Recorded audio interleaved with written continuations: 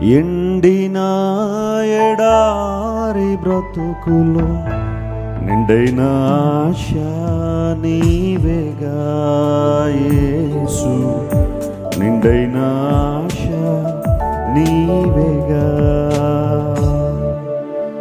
ఎండిన ఎడారి బ్రతుకులో నిండైన ఆశ నీవేగా యేసు, నిండైన ఆశ నీవేగా.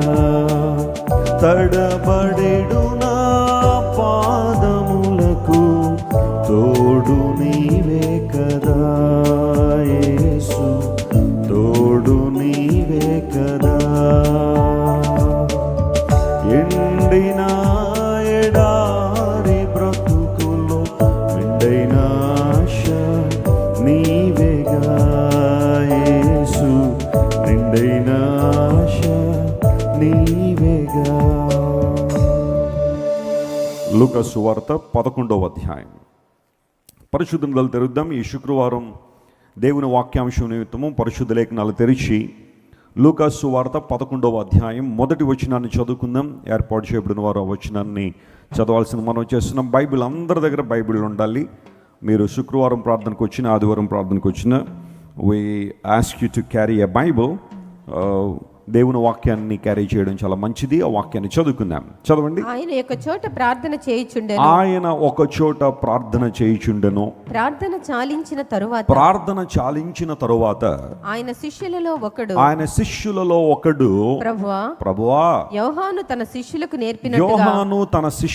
నేర్పినట్టుగా మాకును ప్రార్థన చేయ నేర్పుమని ఆయనను అడిగెను. ఈ మాట నాతో అందరూ చెప్పండి. మాకును ప్రార్థన చేయ నేర్పుము. ఎప్పుడైనా అడిగారా మీరు దేవుణ్ణి? అడిగారా? Very good. కొంతమంది అడిగామంటున్నారు, మంచిది. లూకా సువార్త 11వ అధ్యాయంలో చాలా అమూల్యమైన విషయాలు పొందుపరచబడి ఉన్నాయి. ఈ 11వ అధ్యాయం దగ్గరికి వచ్చేసరికి మొదటి వచనంలోనే వెరీ రిమార్కబుల్ ఇన్సైట్స్ ఉంటాయి.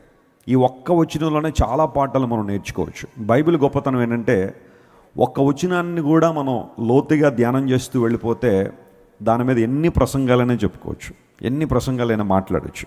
అంత అద్భుతమైన వాక్య అనుభవాల చేత దేవుడు ఈ గ్రంథాన్ని నింపాడు. యేసుక్రీస్తు ప్రభువారి లోకానికి వచ్చి ఆయన అనేకమైన విషయాలు మనకు నేర్పించారు.